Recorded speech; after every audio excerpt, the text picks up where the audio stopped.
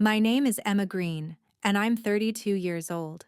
I have dark hair, green eyes, and if you saw me on the street, you would probably think I had it all together. But here is what you wouldn't see.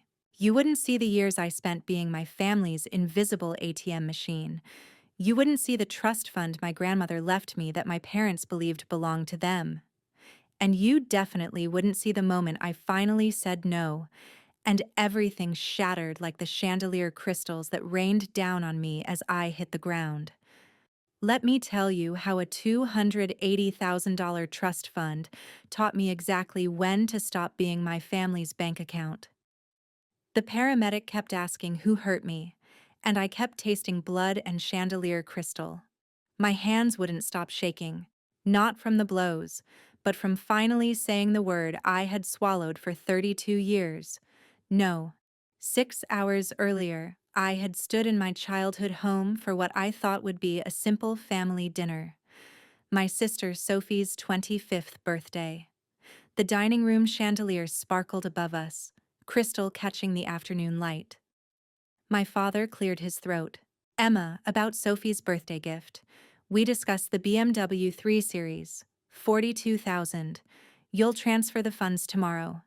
Not a request, a statement. Like the previous 8 years of payments from my trust fund. Like the 63,000 for their kitchen renovation.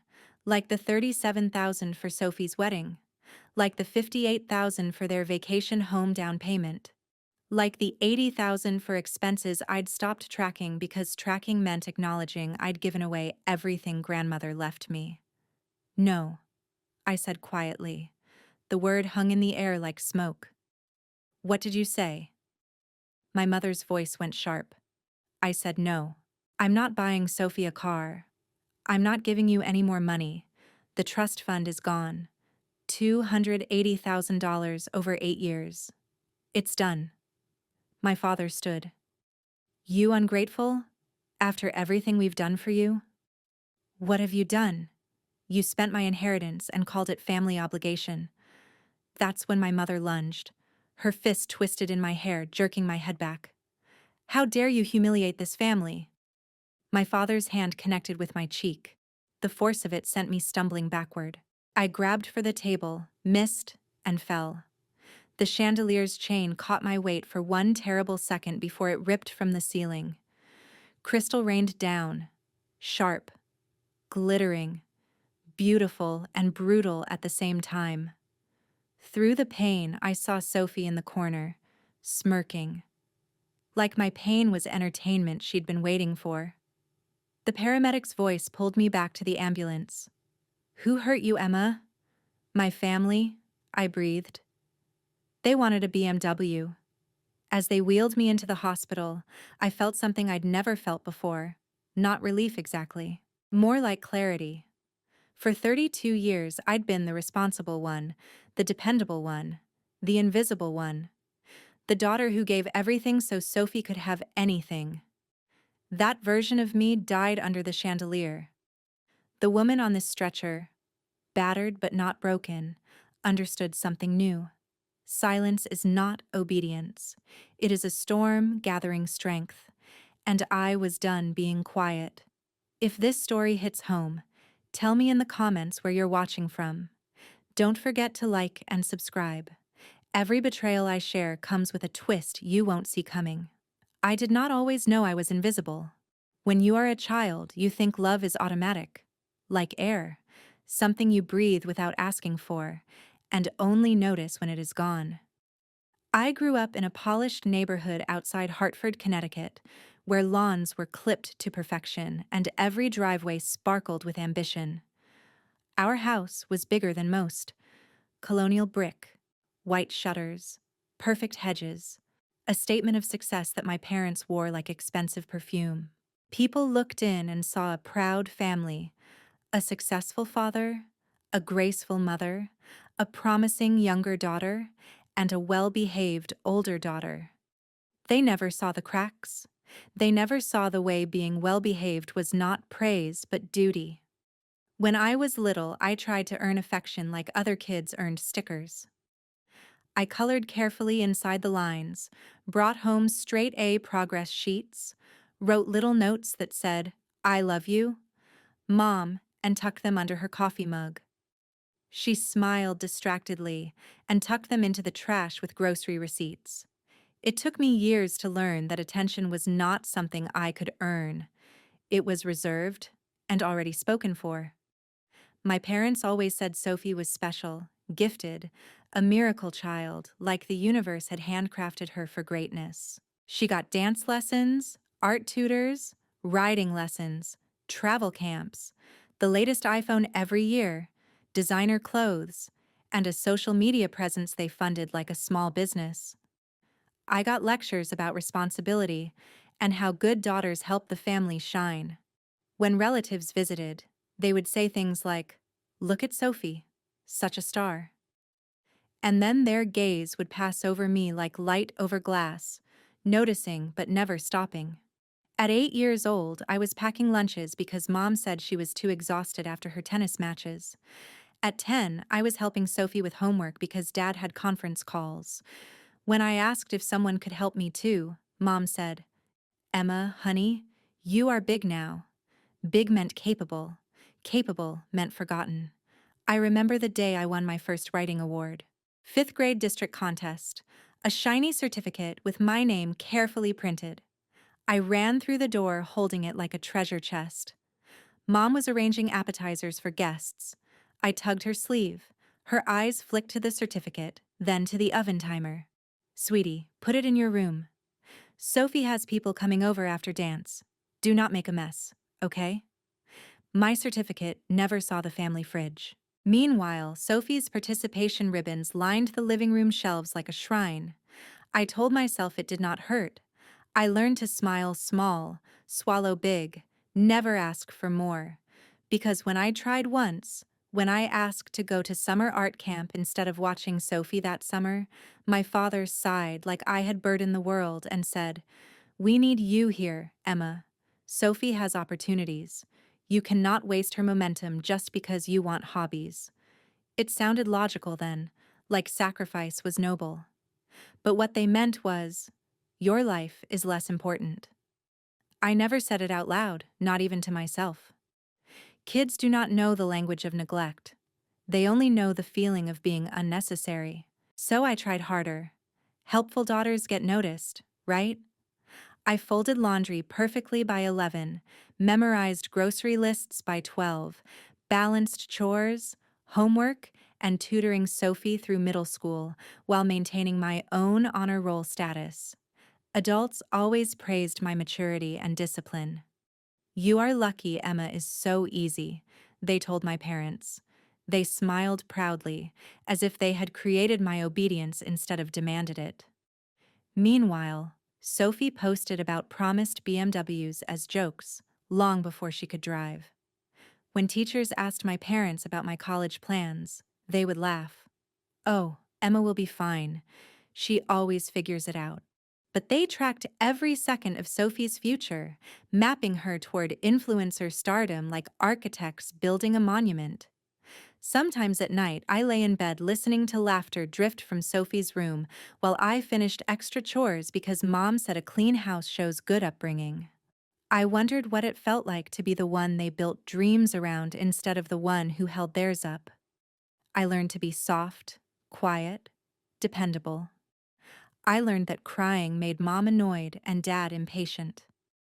I learned birthdays meant a big party for Sophie and a practical gift for me. Sometimes just cash with a reminder to save it responsibly. I learned love could be selective, and I was not the chosen one. But sometimes late at night I would write in a journal, stories about women who chose themselves, who walked away from families that demanded everything and gave nothing back. I hid it under my mattress like a secret flame, because even then something inside me whispered, "You deserve a life that is yours." I just did not know yet how much pain it would take to claim it. By the time I turned 18 and left for college, I understood my role so clearly it could have been written into our family constitution. I was the support beam, invisible until the day it cracked, only noticed when someone needed to lean harder. My parents never said it out loud, but their actions were louder than any speech. Emma handles it. Emma is fine. Emma does not need anything. That silent creed shaped every decision they made. When I earned a full scholarship to Boston University, they barely acknowledged it because Sophie had made junior varsity cheerleading. When I graduated summa cum laude with my business degree, they arrived late to the ceremony because Sophie had an Instagram collaboration meeting. My father took one photo of me in my cap and gown, then spent 20 minutes photographing Sophie posing around campus like it was her graduation. I worked 3 jobs to pay for my MBA. My parents said it was good for me to learn financial independence, but when Sophie wanted to go to an expensive arts college with no scholarship, they co-signed her loans without hesitation and asked me to help with the payments because family supports family. Money became a quiet battlefield. Every dollar I earned they saw as family resource. When I started my career in finance, making decent money for the first time in my life, they began asking for help. Just $500 to cover Sophie's textbooks. Just $1,000 for her photography equipment. Just $2,000 for that study abroad program that would look amazing on her Instagram. They never paid me back. They always said family helps family, but family seemed to mean me giving and them taking. I tried to set boundaries once, said I needed to save for my own future, and my mother cried for 3 days, telling relatives I had become selfish since moving to the city. The guilt crushed me, and I wrote another check. Then Nonna Rosa died. My grandmother, my father's mother, the one person who ever really saw me. She was a tiny Italian woman who smelled like rosemary and loved opera and told me stories about coming to America with nothing but courage. When everyone else in the family fawned over Sophie, Nonna Rosa would pull me aside, stroke my hair, and say in her accented English, "You have a strong heart, Tesoro. Do not let them make you small." I spent every Sunday with her for years. I read to her when her eyes got weak, cooked with her when her hands shook, listened to her stories about the old country and her late husband and the life she built from nothing. She watched me carefully during family dinners, saw the way I served everyone else first, saw the way my accomplishments were footnotes to Sophie's Instagram posts. One afternoon, 6 months before she died, she held my hand tight and said, "Emma, I am making arrangements. I am making sure you will have wings when you need them." I did not understand then. I thought she was being poetic, the way old people sometimes are when they sense time running short. At her funeral, my parents cried dramatically. Sophie posted a black and white photo with a long caption about legacy and family bonds that got thousands of likes. I stood quietly in the back and felt a hole open in my chest because Nonna Rosa was the only one who ever made me feel like I mattered just by existing.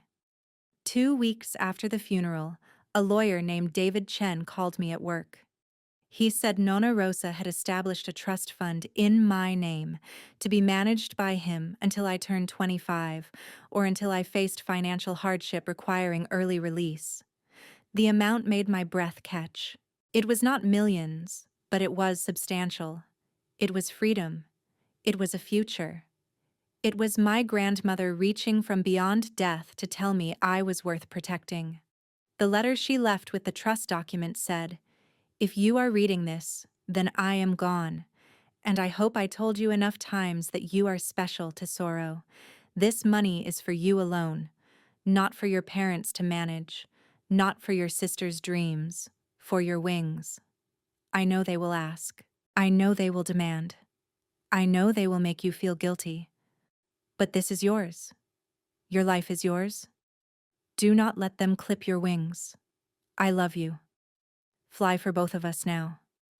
I cried in that lawyer's office for 20 minutes, and David Chen sat quietly, passing me tissues, waiting. When I finally could speak, I asked if the trust was really protected, really mine alone. He assured me it was ironclad. Nonna Rosa had anticipated family pressure and built-in protections. Unless I explicitly transferred control, no one could touch it. I should have known that would not stop them from trying. When my parents found out about the trust, the temperature in our family changed immediately. Dad called it a family blessing, an opportunity to invest in all our futures. Mom said Nonna Rosa would want us to use it wisely together, as a unit. Sophie looked at me with calculation in her eyes for the first time, like she was doing math on what my inheritance could buy her. Within a month, they started asking. Subtle at first. Emma, could you help with the mortgage? Dad's business is having a slow quarter. Emma, Sophie needs a new laptop for her content creation. Just 2,000. Emma, we are refinancing. Could you loan us 20,000? We will pay you back with interest. I said yes the first few times because I did not know how to say no to my family, but the money never came back. The loans became gifts, became expectations. And then the requests got bigger. Sophie wants to launch a fashion line. Could you invest 50,000? Sophie needs a better car for her image. Could you lease her something nice? When I hesitated, the guilt started. After everything we have done for you, we raised you, fed you, put a roof over your head. This is what family does. Nonna Rosa would be ashamed of your selfishness. You were always the responsible one, Emma. Do not let us down now. I started seeing a therapist, Dr. Sarah Ellison, who gently helped me understand what financial abuse looked like. She helped me see that love should not come with invoices. She encouraged me to set boundaries, to protect what my grandmother had protected. So I did something I had never done before. I said no. I will not be giving any more money. The trust is for my future. I am keeping it. The explosion was immediate. My father yelled. My mother cried. Sophie called me a selfish bitch on Instagram in a coded post her followers understood. They froze me out for weeks, then love-bombed me with apologies and promises they would never ask again if I just helped one more time. But I held firm, and the tension became permanent weather in our family. Every conversation was loaded. Every holiday was a negotiation. Every phone call ended with a request disguised as concern. And then Sophie's 18th birthday approached, and everything escalated. 6 months before the party, Dad sat me down and said they had promised Sophie a BMW for her 18th birthday. It was a tradition in successful families, he said, a rite of passage. And they expected me to fund it. $70,000, as my gift to my sister, to show I was still part of the family. I laughed because I thought he was joking. He was not joking. When I refused, he said I was destroying our family. Mom said I was breaking Sophie's heart. Sophie posted sad quotes about betrayal and fake family, and her followers flooded my rarely used social media with hateful messages. They invited me to family meetings where aunts and uncles I barely knew told me I should be generous.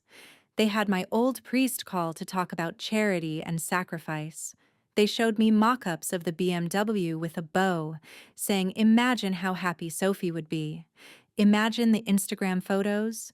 Imagine being the sister who made dreams come true." Every single day for 6 months, the pressure built. Guilt, manipulation, threats that I would regret this, promises that this was the last thing they would ever ask. My therapist helped me stay strong, helped me see this was not about a car, but about control. David Chen, my attorney, reminded me the trust was mine and I owed nothing. I made a decision. I would go to Sophie's 18th birthday party. I would face them.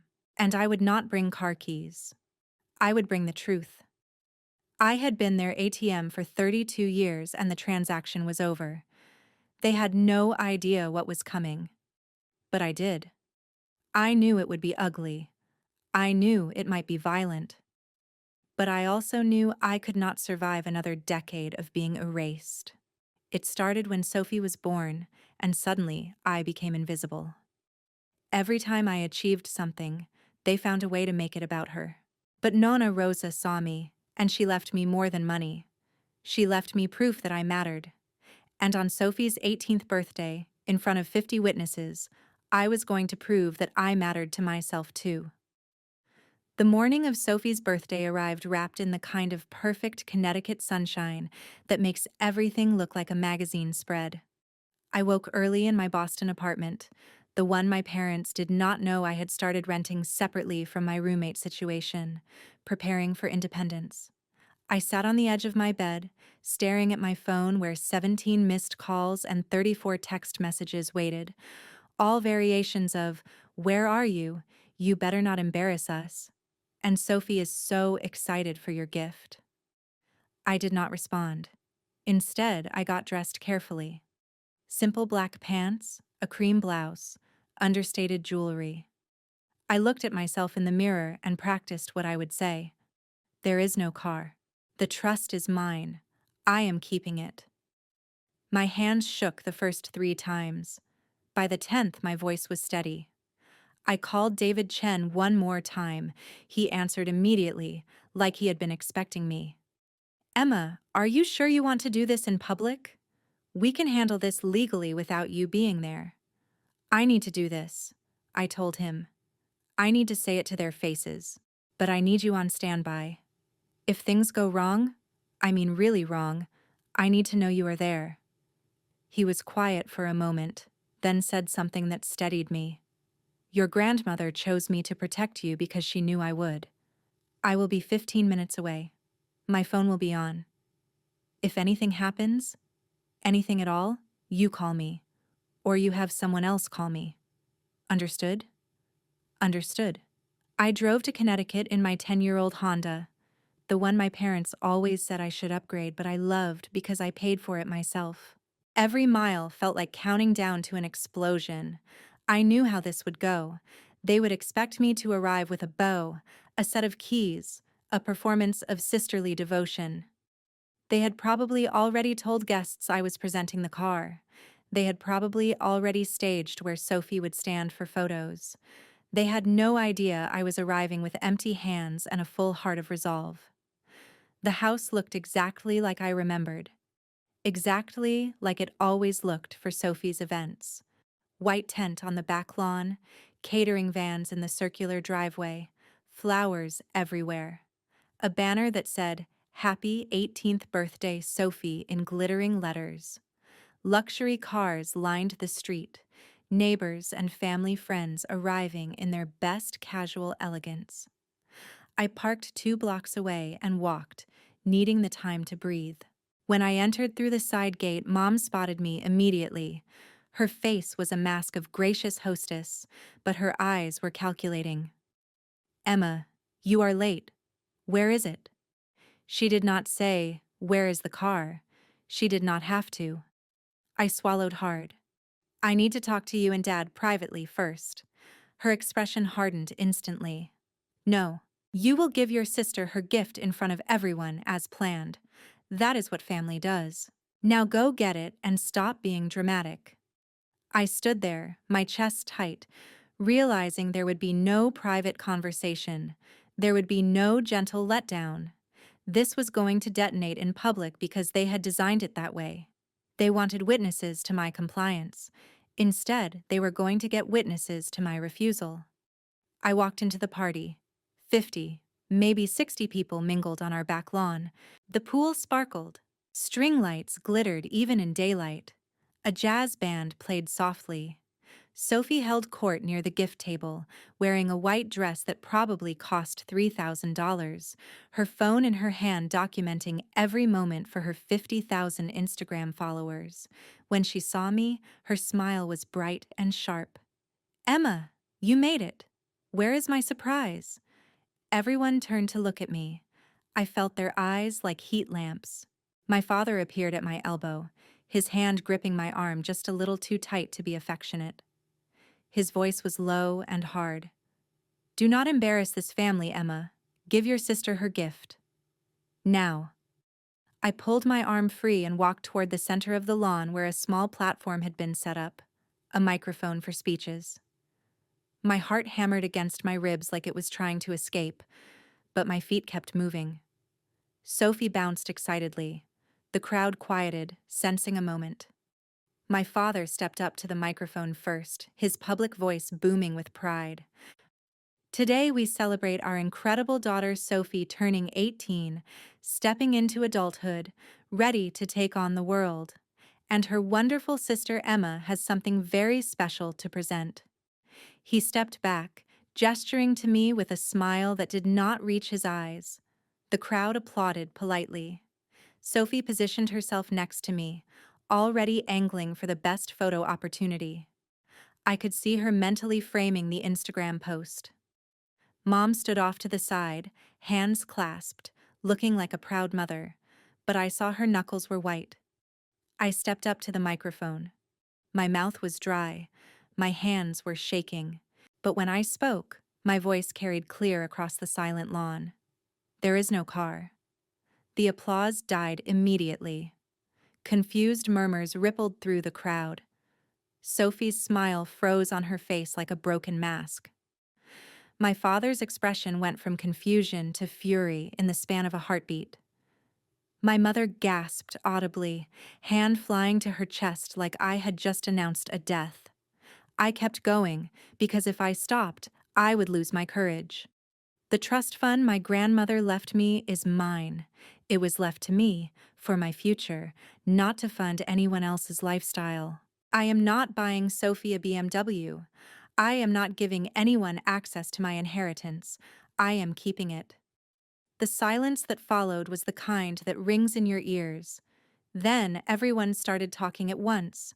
Sophie's face went from shock to rage, her voice rising into a shriek.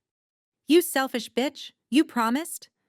"I never promised anything," I said quietly, but the microphone carried it. "You assumed. You all assumed that what is mine is yours. But it is not." My father moved fast, crossing the distance between us in 3 strides. His face was purple with rage, veins standing out on his neck. "You will not humiliate us like this," he hissed, loud enough for the front rows to hear. "You will go get those keys right now, or so help me God." I looked him directly in the eyes. "Or what, Dad? What will you do?" That was when he hit me.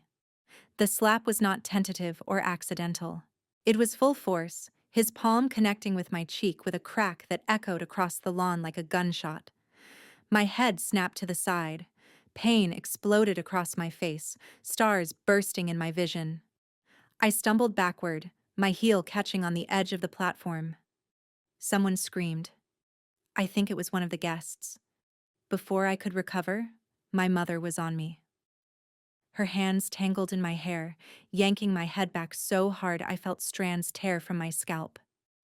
Her voice was venomous, all pretense of grace gone. "You ungrateful, selfish girl. After everything we have done for you. How dare you? How dare you?" I tried to pull away, but her grip was iron. My father grabbed my arm, his fingers digging in so hard I knew there would be bruises. Through the chaos, I saw Sophie. She was not helping. She was not stopping them. She had her phone out, recording, a small smile playing at the corners of her mouth like this was the best content she had ever captured. People were shouting now. I heard a woman's voice, loud and commanding. "Stop it! Someone call 911. That was Mrs. Eleanor Kemp, our neighbor, the grandmother who had always been kind to me. I heard other voices, some telling my parents to calm down, others frozen in shock. I tried to stand, tried to speak, but the world was tilting. My mother shoved me hard and I fell backward. My shoulder hit the edge of a glass table. Something shattered.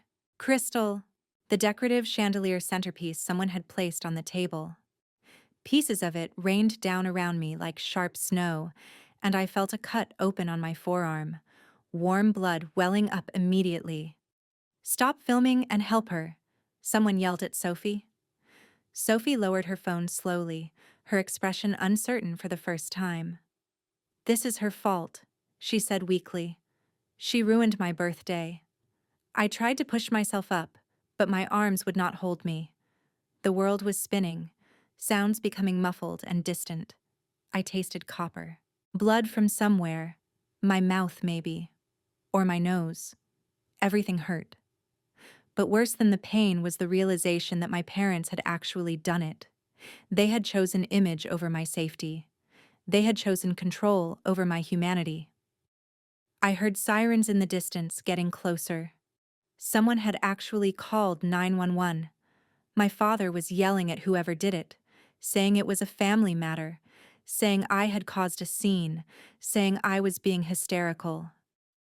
My mother was crying, but they were not tears of remorse. They were tears of embarrassment, of social destruction, of a perfect party ruined. Paramedics rushed through the gate, their uniforms bright against the perfect lawn. Strong hands lifted me carefully, professional voices asking questions I could barely process. What happened here? Who hurt you? Can you tell us your name? Emma, I whispered. Emma Green. One of them, a woman with kind eyes, leaned close. Emma, who did this to you? I looked past her to where my father stood rigid and furious. My mother sobbing performatively, Sophie staring with her phone still in her hand. I looked at the guests, some horrified, some filming, some whispering behind their hands. I looked at the shattered crystal and the blood on my clothes and the ruins of a family that was never really whole. My family, I said clearly. They wanted a BMW for my sister. I said no. So they did this. The paramedic's expression hardened. She signaled to her partner, and I heard her say quietly, "Document everything. Call police backup, possible domestic assault." They loaded me onto a stretcher, securing my neck carefully because I had fallen. The world blurred past, string lights and shocked faces and blue sky above. As they wheeled me toward the ambulance, I heard my father's voice one last time, strained and desperate. "She is confused. She fell. This is a misunderstanding." But Mrs. Kemp's voice rose above his, strong and certain. "I saw everything. You struck her. Your wife pulled her hair. That girl filmed it. I am giving a statement to the police, Richard, whether you like it or not." The ambulance doors closed, sealing me away from the party, from the family, from the life I had been trying to survive. The vehicle started moving, siren wailing, and I closed my eyes. My face throbbed. My head pounded. My arms stung where Crystal had cut me. But somewhere underneath all that pain, I felt something else. Relief. Clarity. Freedom beginning to take its first painful breath.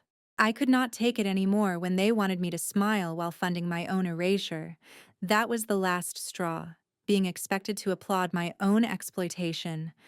I made a decision in that moment, bleeding in an ambulance. I would rather bleed than break. And I was done breaking for them. The hospital was a blur of bright lights and steady hands and voices that treated me like I mattered. They cleaned my wounds, photographed my injuries, asked careful questions about my safety. A nurse named Carmen stayed with me, her presence calm and grounding, and she never once suggested I was overreacting or that family matters should stay private. Dr. Sarah Mitchell, the attending physician, was direct in a way that felt like respect. She documented the handprint bruise blooming on my cheek, the scratches on my scalp where hair had been torn, the cuts from the crystal, the bruises forming on my arm where my father had grabbed me. She looked me in the eyes and said, "You did not deserve this, Emma. No one deserves this. We are going to make sure you are safe. Do you understand?" I nodded, tears streaming down my face, not from pain, but from being believed. A police officer arrived within the hour, Officer Maya Rodriguez, young and professional, with eyes that suggested she had seen this before and hated it every time. She pulled up a chair next to my hospital bed and spoke gently. "Emma, I need to hear what happened in your own words. Take your time. You are safe here." So I told her. I told her about the years of financial pressure, the trust fund from my grandmother, the demand that I buy my sister a BMW, my refusal, And what happened when I said no in public? I told her about being struck, about my mother pulling my hair, about Sophie filming instead of helping. My voice shook, but I did not stop until I had said everything. Officer Rodriguez took notes, her expression growing more serious with each detail. When I finished, she set down her pen and looked at me steadily. Emma, based on your statement and witness accounts we are already gathering, I am recommending assault charges against your father and your mother. I am also going to help you file for an emergency protective order. Do you have somewhere safe to stay? Before I could answer, there was a knock on the door. David Chen, my attorney, walked in looking slightly disheveled, his tie loose, his expression concerned but determined. Emma, I got here as fast as I could. I have been on the phone with hospital security and the police supervisor. You are not going back to that house. We are making sure of that right now. Relief flooded through me so powerfully I almost sobbed. David pulled up another chair and opened his briefcase, pulling out familiar documents. The trust papers, Nona Rosa's letter, and something else I had not seen before. Several additional pages with legal language I did not fully understand. He laid them out on the bedside table where I could see. Emma, when your grandmother created your trust, she included a clause I have not had to invoke until now. She called it the hardship clause. His voice was gentle but firm. If you face coercion, abuse, or family financial manipulation regarding the trust, the funds immediately released to your sole control with additional legal protections activated. No waiting until you are older.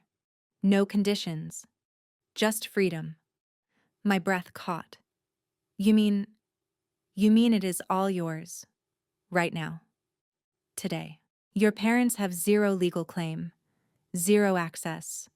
And this, he tapped another document, is a letter your grandmother wrote to be opened only if the hardship clause was triggered. With shaking hands, I took the envelope he offered. It was thick cream paper, my name written in Nonna Rosa's shaky handwriting. I opened it carefully, and her words swam before my eyes through tears. My dearest Emma, if you are reading this, then I am gone. And they showed their true colors. I always knew they might. I watched for years as they made you small, as they took, and expected you to give endlessly. I prayed I was wrong to sorrow, but I prepared in case I was right. This money is your freedom. This letter is my permission to fly. You do not owe them your life. You do not owe them your future. You do not owe them anything but the truth. And the truth is, you deserve to be loved without conditions. Walk away if you must. Build a new life if you must. I will be with you in spirit, cheering for every brave step. This is not a betrayal of family. This is a claiming of self. And that, my darling girl, is the most important inheritance I could ever give you. I love you forever. Fly for both of us now. Nonna Rosa. I held that letter to my chest and cried, deep, wrenching sobs that the nurse and the officer and David all let me have without interruption. When I finally could breathe again, David continued his explanation. The trust is now fully in your name, Emma. I have already notified the financial institution. Your parents cannot contest it. They cannot access it. They cannot even inquire about it. Additionally, if they attempt any legal action regarding the trust, there are penalties built in that would require them to pay your legal fees. Your grandmother thought of everything. How much? I whispered. How much is it? $450,000? The number hung in the air between us. It was not millions. It would not make me rich. But it was enough. Enough for an apartment. Enough for security. Enough to build a life without begging anyone for permission. Enough to say no, and mean it. Officer Rodriguez cleared her throat gently. Emma, the detective assigned to your case will want a formal statement tomorrow, but for tonight, we have enough for an emergency protective order. Your parents and your sister are prohibited from contacting you or coming within 500 feet of you. Violation means immediate arrest. Do you want to proceed? Yes, I said, my voice stronger than it had been in years. Yes, I want the protective order. Yes, I will cooperate with any charges you recommend. Yes, I want them to face consequences. She nodded approvingly. Good. You are being very brave, David added. I have also been in contact with a security company. If you give me permission, I will arrange for an escort to retrieve your essential belongings from your apartment and any personal items from your parents' home under police supervision. You will not have to face them alone. Permission granted, I whispered. Over the next several hours, as I remained in the hospital for observation, the machinery of justice began to turn. David made calls, Officer Rodriguez filed paperwork, and slowly the full picture of what happened at the party came together. Mrs. Eleanor Kemp had given a detailed statement. 2 other guests had come forward with video footage, and most damningly, Sophie's Instagram stories, which she had been posting live during the party, included footage of the assault. She had filmed her own parents attacking me, had posted it thinking it made her look sympathetic, and instead it became evidence. The comments on her posts were brutal. Did you just watch your sister get abused and do nothing? You were smiling while she was bleeding. This is disgusting. Within hours, her follower count began dropping, hundreds at a time. Fashion brands she had partnerships with quietly severed ties. The influencer image she had spent years building started crumbling faster than she could delete posts. David showed me some of the witness statements that had been compiled. Multiple guests described seeing Richard strike me. Multiple people reported Patricia pulling my hair violently. Several mentioned that Sophie had been recording instead of helping. Mrs. Kemp's statement was especially powerful. She wrote that she had watched the Green family for years and had always suspected Emma was being mistreated. But seeing the violence firsthand was horrifying, and she would testify in any proceeding necessary to ensure Emma's safety. By midnight, the emergency protective order was granted. By morning, Richard and Patricia Green would be served with legal documents prohibiting contact. The police had recommended assault and battery charges against my father and assault charges against my mother. The district attorney would review the case within 48 hours. You should see their faces when they get served, Officer Rodriguez said with grim satisfaction. They always think family means immunity. It does not. David arranged for me to stay in a hotel for 3 days while he expedited apartment arrangements. The hotel room was simple, but felt like a palace because it was mine, paid for with my money, and no one could walk through the door demanding anything. I sat on the bed that first night, hospital discharge papers on the nightstand, my phone turned off to avoid the flood of messages I knew would be coming, and I whispered to the silence. I held all the cards. Nonna Rosa made sure I held all the cards, and I just played them. The next morning, escorted by police, I went to my parents' house to collect my belongings. My father was there, pacing in the driveway, his lawyer beside him trying to look intimidating. When he saw me, he started forward, but Officer Rodriguez stepped between us immediately. You are in violation of the protective order, Mr. Green. Step back now, or you will be arrested. He stopped, face mottled with rage and something that might have been fear. Emma, this is insane. You are destroying this family over money. Over a car. How can you be so selfish? I looked at him. This man who had hit me, who had spent 32 years making me feel like I owed him my existence. I kept my voice level and cold. I am not destroying anything, Dad. I am simply refusing to be destroyed anymore. There is a difference. His lawyer stepped forward, a slick-looking man in an expensive suit. Miss Green, my client is willing to drop all counterclaims and discuss reconciliation if you agree to family mediation regarding the financial assets in question. David Chen, standing beside me, actually laughed. There are no financial assets in question. The trust belongs entirely to my client and always has. Your client has no legal standing whatsoever. This conversation is over. I walked past them into the house I had grown up in, and it felt smaller than I remembered. Colder. I went to my old bedroom, the one that had never been redecorated because I was not worth the investment, and I packed the things that mattered. My journals, photos of Nonna Rosa, the certificate from 5th grade that never made it to the fridge, my favorite books, my grandmother's recipes, the cameo necklace she had given me when I was 16. I left everything else. The bed, the desk, the clothes they had bought me. I did not want anything that carried their ownership. As I walked out with 2 boxes, my mother appeared at the top of the stairs, mascara streaked, looking smaller and older than I had ever seen her. "Emma, please," she whispered. "Can we not talk about this privately, as a family?" I stopped at the door and looked back at her. "We are not a family, Mom. We are people who share DNA. Family does not assault each other over money. Family does not pull hair and film it for social media. You made your choice. Now live with it." I walked out, got in the waiting car with my police escort, and did not look back. The truth came out fast after that. Once the first witness statements were public record, others came forward.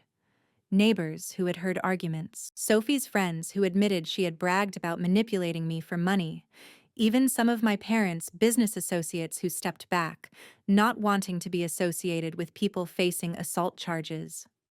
Richard's company asked him to take a leave of absence pending the outcome of the case.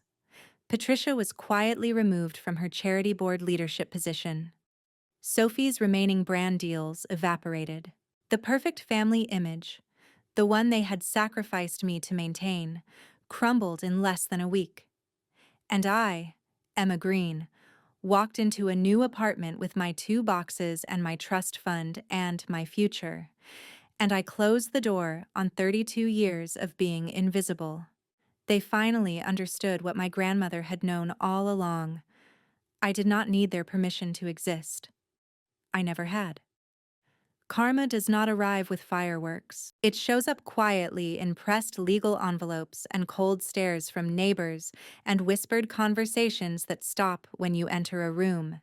It smells like coffee in a courthouse hallway and tastes like justice, slow and bitter and earned. 3 weeks after Sophie's birthday party, I stood in that courthouse hallway, waiting for the protective order hearing. I wore a simple navy dress and the cameo necklace Nonna Rosa had given me. My hands were steady. David Chen stood beside me, briefcase in hand, calm and prepared. Officer Rodriguez was there to provide testimony if needed. When my parents walked in with their lawyer, they looked different. Smaller. My father's suit was expensive but rumpled, like he had slept in it. My mother's makeup was too heavy, trying to cover exhaustion. Sophie trailed behind them, wearing sunglasses indoors, her phone conspicuously absent for once. They saw me and my mother's hand flew to her mouth. My father's jaw clenched. Sophie looked away. The hearing was brief and procedural. The judge, a woman in her 60s with steel gray hair and no tolerance for nonsense, reviewed the police reports, the medical documentation, the witness statements, and the video evidence. She looked over her glasses at my father. "Mr. Green, the evidence here is substantial and disturbing. You struck your daughter in front of dozens of witnesses because she refused to give money to your other daughter. Do you have anything to say?" My lawyer started to speak, but the judge held up her hand. "I asked Mr. Green." My father stood, his voice trying for authority, but landing on defensive. "Your Honor, it was a family disagreement that got out of hand.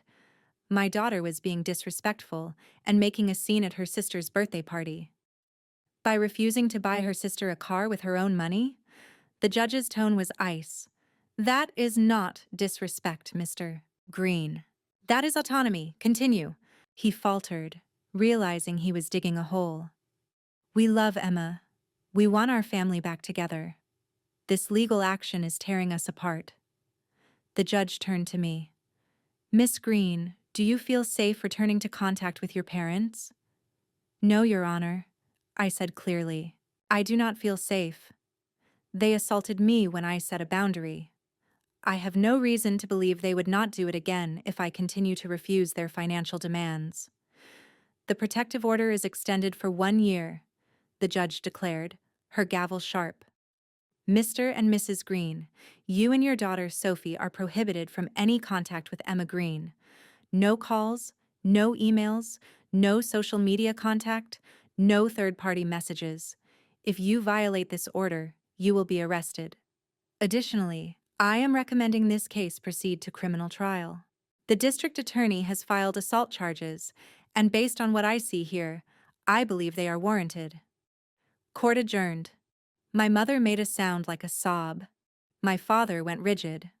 Sophie pulled out her phone, probably to post about the injustice of it all, then seemed to remember that ship had sailed and put it away. Outside the courthouse, Mrs. Kemp was waiting. She hugged me gently, careful of my still healing injuries. I am so proud of you, Emma. Your grandmother would be too. Thank you, I whispered. Thank you for speaking up. Someone had to, she said firmly. I only wish I had said something sooner. Over the following months, I watched from a distance as consequences unfolded for my family. Not because I sought revenge, but because I had friends still in Connecticut who kept me informed, and because some of it was unavoidably public. Richard's company did not just ask him to take leave. They conducted an internal investigation after someone reported that he had been pressuring subordinates to invest in Sophie's business ventures, using his position inappropriately. He was asked to resign. His retirement package was smaller than he expected because the company wanted to distance itself from scandal. He took a job at a smaller firm.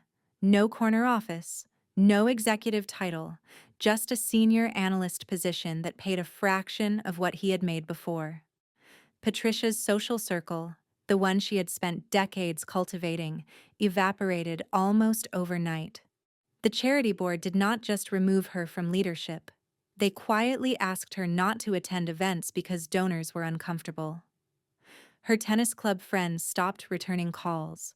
Invitations to parties dried up.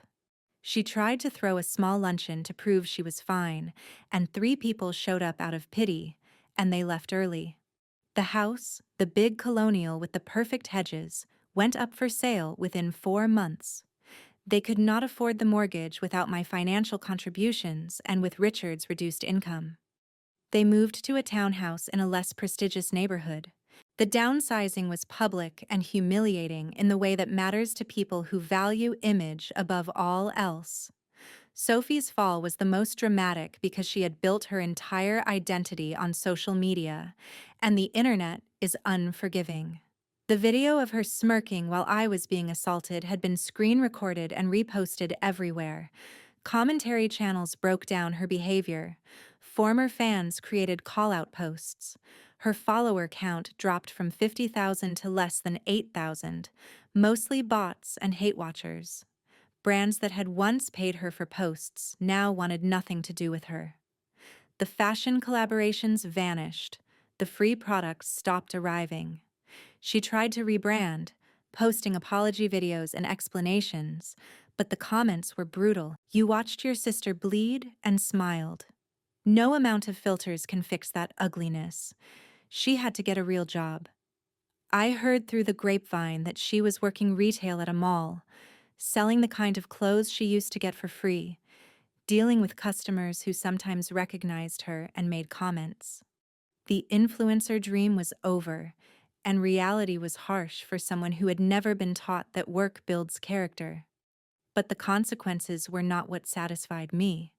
What satisfied me was the life I built in the space their absence created.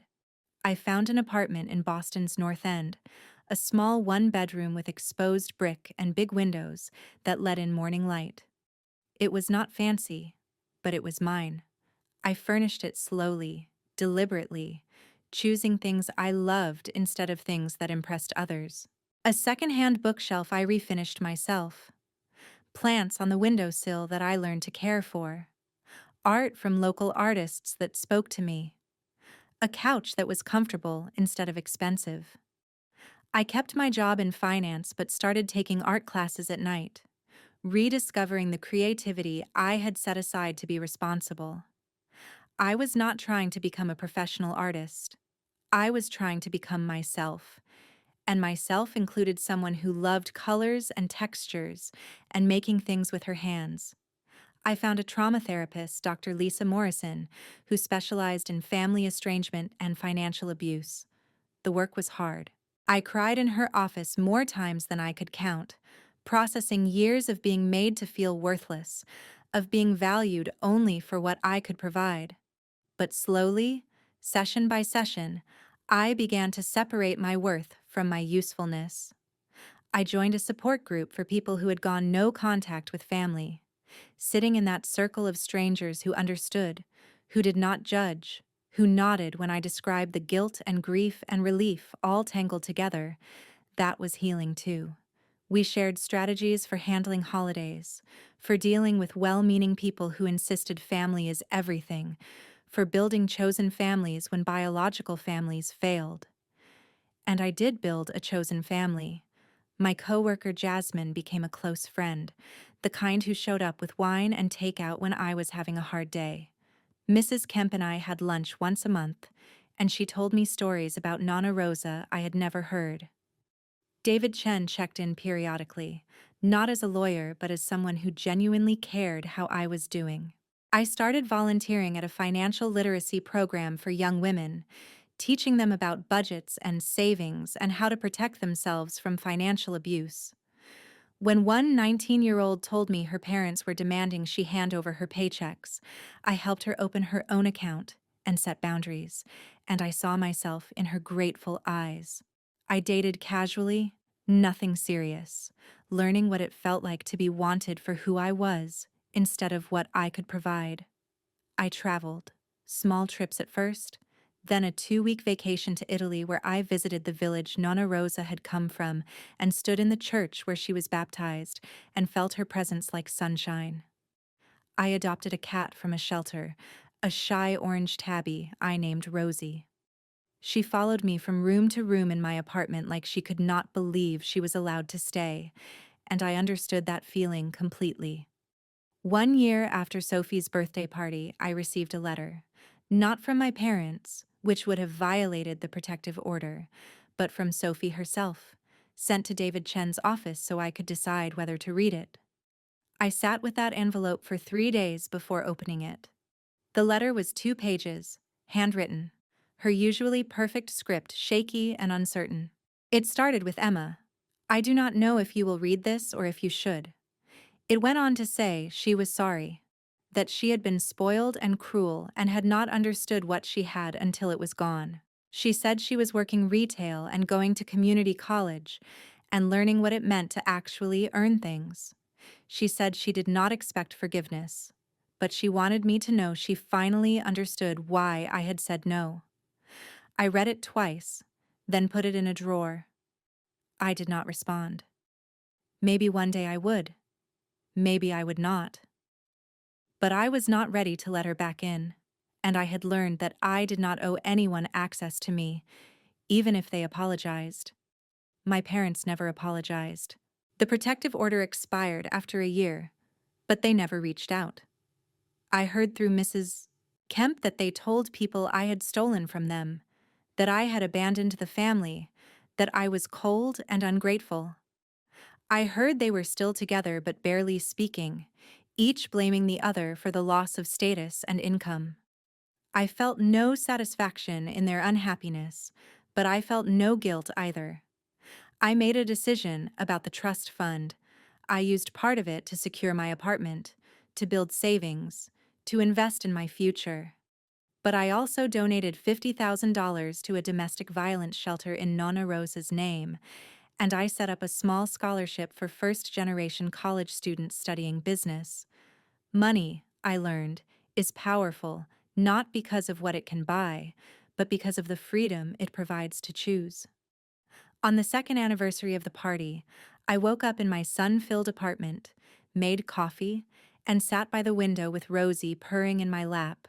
I thought about the girl I had been, the one who believed love meant sacrifice, who thought boundaries were selfish, who gave and gave until there was nothing left.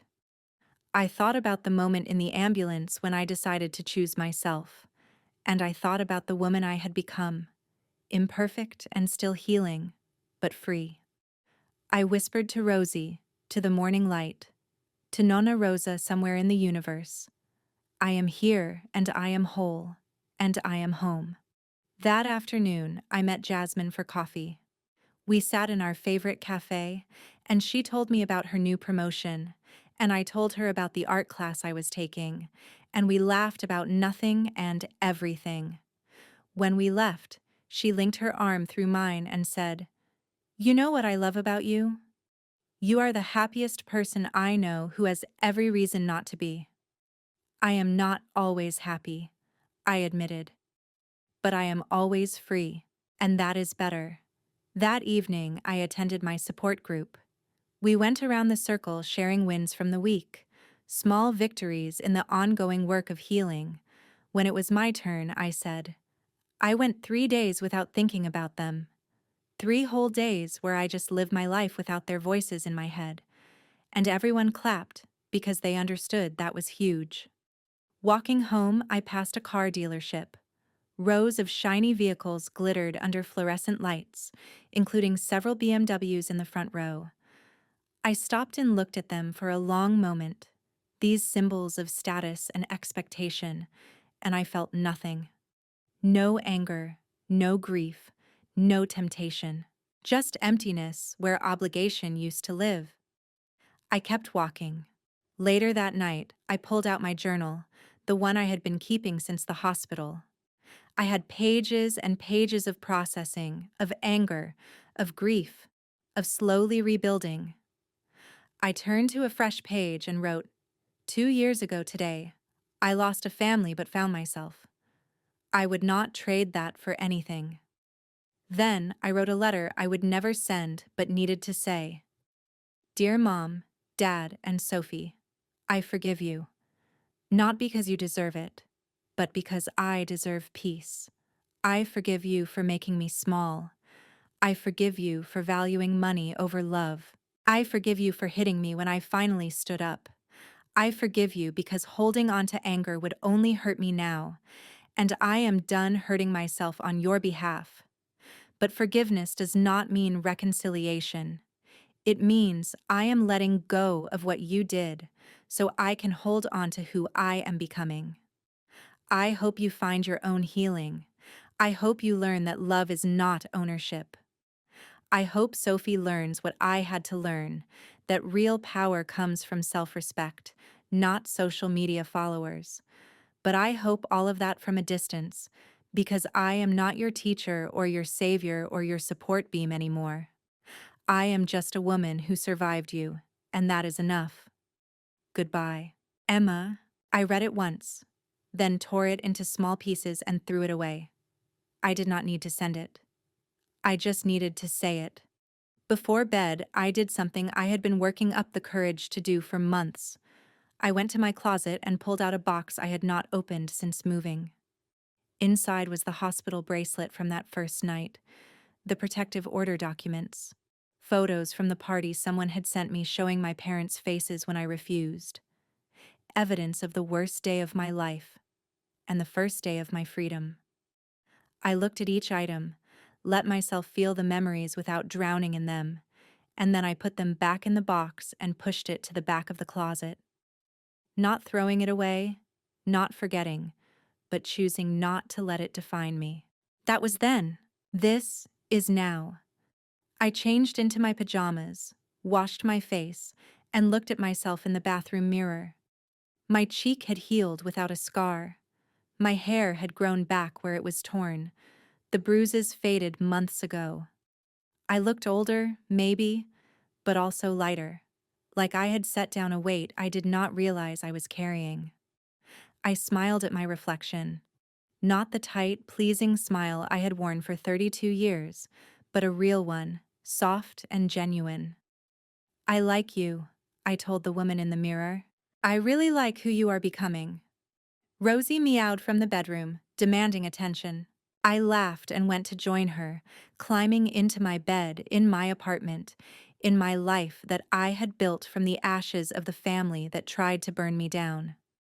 So if you are listening from wherever you are, from whatever family you came from whatever silence you once had to choke on, hear me now.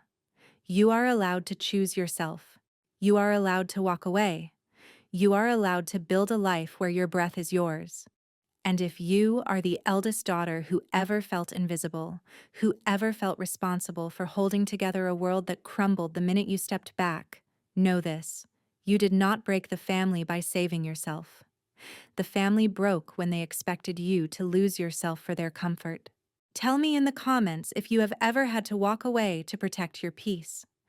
Tell me your city so we know how far our voices reach. And if you are still in that house, still funding someone else's dreams with your life, this is your sign. You deserve your own story. You deserve to be the main character in your own life. You deserve to say no without being punished for it. The best revenge is not proving them wrong, it is proving yourself right. And I wake up every single day in my small apartment with my rescue cat, and my secondhand furniture, and my hard-won peace, and I know I proved myself right. I chose me, and I would do it again 1,000 times.